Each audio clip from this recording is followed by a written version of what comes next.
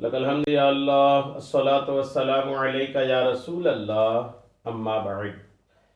سلسلہ ہے تذکرہ اسلاف کا اس مبارک بابرکت سلسلے میں ہم اپنے اسلاف کا، بزرگوں کا ذکر خیر، ان کے یوم ولادت اور عرس کی تاریخوں پر کرنے کی سعادتیں حاصل کرتے ہیں۔ آج اس عظیم الشان سلسلے میں جس عظیم الشان شخصیت کا ہم ذکر خیر کرنے جا رہے ہیں وہ ہیں ماہر رضویات مسعود ملت حضرت پروفیسر ڈاکٹر مسعود احمد نقشبندی رحمۃ اللہ تعالی علیہ۔ آج آپ کا ذکر خیر ہم اس مناسبت سے کرنے جا رہے ہیں کہ 22 ربیع الثانی 1429 ہجری کو حضرت کا وصال ہوا تھا۔ 22 ربیع الثانی آپ کے وصال کی تاریخ پر آپ کی بارگاہ میں خراج عقیدت پیش کرتے ہوئے یہ بیان اپنے ناظرین تک پہنچانے کی سعادتیں حاصل کر رہا ہوں۔ عرض ہے کہ اول تاخر بیان کو سماعت کر کے دوسروں تک پہنچانے کی بھی سعادتیں حاصل کریں۔ ہمارا موضوع ہے امتیازات مسعود ملت۔ مسعود ملت کی جو ممتاز باتیں تھیں، امتیازی شان آپ کی جو تھی، وہ آج انشاءاللہ ہم اپنے ناظرین کو پیش کرنے جا رہے ہیں۔ مسعود ملت علیہ رحمہ محتاج تعارف شخصیت نہیں ہے، بڑے احسانات ہیں رضویات پر کام کرنے والوں پر ان کے کہ انہوں نے رضویات کو ایک نیا رخ عطا فرمایا۔ رضویات پر جو بھی کام کریں گے ان کے لیے ایک ماہتاب کی حیثیت آپ رکھتے ہیں۔ آپ کی تحقیقات امام اہل سنت اعلیٰ حضرت پر الحمدللہ ہمیشہ قدر کی نگاہ سے دیکھی جائیں گی۔ آپ نے بڑا کام کیا رضویات پر۔ اعلیٰ حضرت علیہ رحمہ کے زندگی کے مختلف پوشیدہ گوشوں کو اجاگر کر کے تشت اسباب کر کے لوگوں کے سامنے آپ نے پیش کرنے کا کام کیا تھا۔ آپ نے اعلیٰ حضرت علیہ رحمہ پر ایسی تحقیقات پیش کی کہ دنیا دنگ رہ گئی، اور اعلیٰ حضرت کی پوشیدہ صفات کو دیکھ کر کے اعلیٰ حضرت کی طرف اور عقیدت کی طرف، اعلیٰ حضرت کی عقیدت کی طرف لوگ اور بڑھتے چلے گئے۔ یہ عظیم الشان شخصیت ہے، ماہر رضویات ہیں، مسعود ملت ہیں۔ آئیے ان کی امتیازات سننے کی سعادتیں حاصل کرتے ہیں۔ آپ کے والد ماجد اور شیخ طریقت عارف کامل مفتی اعظم ہند شاہ محمد مظہر اللہ رحمۃ اللہ علیہ سندھ یونیورسٹی کے تمام علوم شرقیہ کے امتحانات میں اول آنے پر وائس چانسلر سلور میڈل دیا گیا۔ ٹھیک ہے، آپ کو عارف کامل مفتی اعظم ہند شاہ محمد مظہر اللہ رحمۃ اللہ علیہ سندھ یونیورسٹی کے تمام علوم شرقیہ کے امتحانات میں اول آنے پر وائس چانسلر سلور میڈل دیا گیا 1958 عیسوی میں، اور سندھ یونیورسٹی کے تمام ایم اے اور ایم ایڈ کے امتحانات میں اول آنے پر چانسلر گولڈ میڈل بھی آپ کو دیا گیا تھا 1958 عیسوی میں۔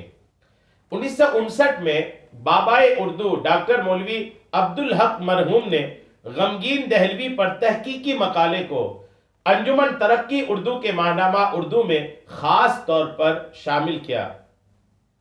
ملک کے مشہور بین الاقوامی محقق پروفیسر ڈاکٹر مولوی محمد شفیع مرحوم صدر دائرہ معارف اسلامیہ پنجاب یونیورسٹی لاہور نے تحقیقات کو قدر کی نگاہ سے دیکھا اور غمگین دہلوی پر خصوصی مقالہ انسائکلوپیڈیا آف اسلام میں شامل کیا، جو غالباً 15ویں جلد میں شائع ہو گیا ہے۔ مشہور محقق ڈاکٹر سید محمد عبداللہ مرحوم چیئرمین دائرہ معارف اسلامیہ پنجاب یونیورسٹی لاہور نے امام احمد رضا پر ایک تحقیقی مقالہ لکھوایا جو انسائکلوپیڈیا آف اسلام کی 10ویں جلد میں شائع ہو چکا ہے۔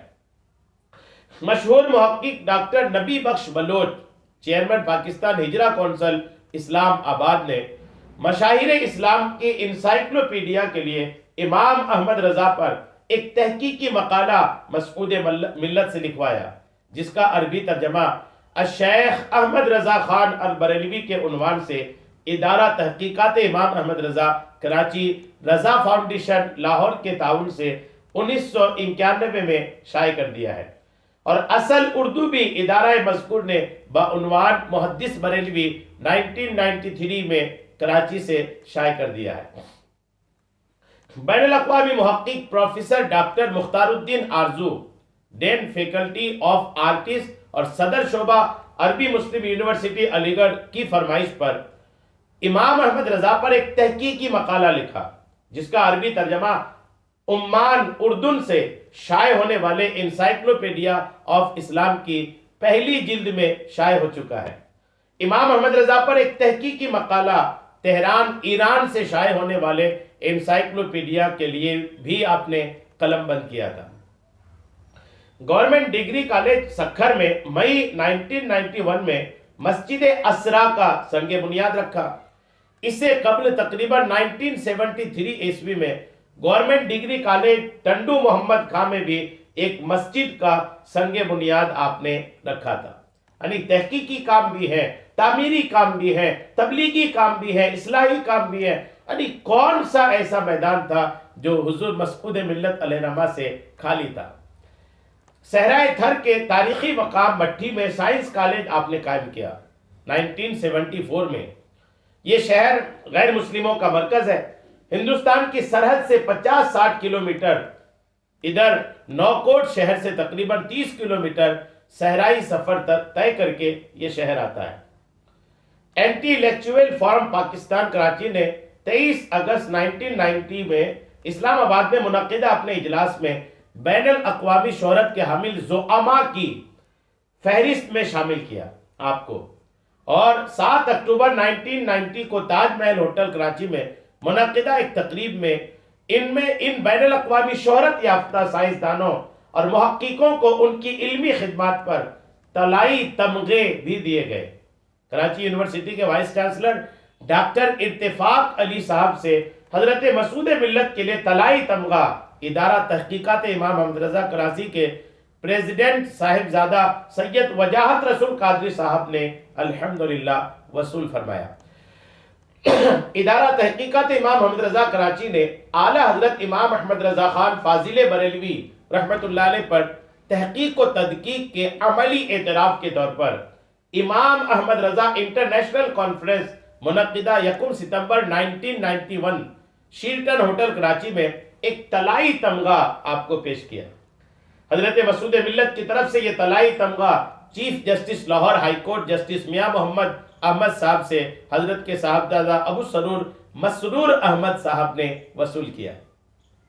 شواہد و دلائل سے یہ ثابت کیا کہ ڈاکٹر محمد اقبال کا تصور خودی اور حضرت مجدد الفسانی علیہ السلام کے تصور وحدت الشہود پر مبنی ہے، اور اقبال حضرت مجدد الفسانی علیہ السلام کے مشرقی نقیب ہیں، اور ایک پرمغز مقالہ اس پر آپ نے قلم بند کیا جو 1980 میں شہر اقبال سیالکوٹ سے شائع ہوا۔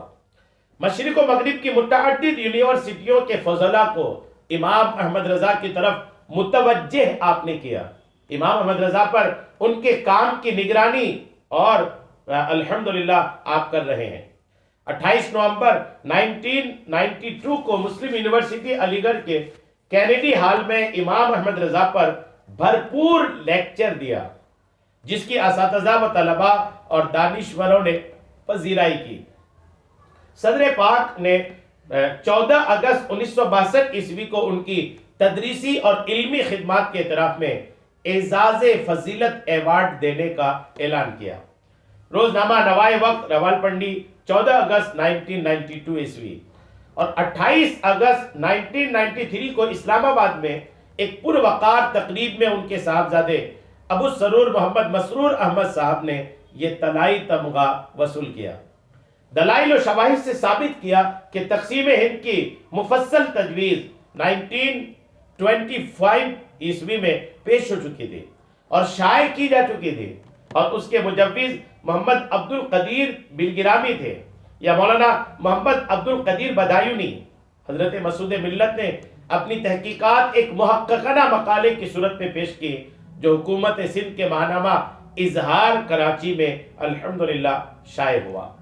یہ شخصیت حضور مسعود ملت کے امتیازات تھے جو ہم نے آپ کو پیش کیا ہے، یہ امتیازات تھے، ورنہ آپ کی زندگی کو پڑھنے والے، آپ کی زندگی کو قریب سے دیکھنے والے، آپ کی زندگی کا مطالعہ کرنے والوں پر یہ بالکل پوشیدہ اور چھپا ہوا نہیں ہے کہ آپ نے تحقیق کی دنیا میں وہ کام کیا کہ جو صدیوں تک یاد رکھا جائے گا۔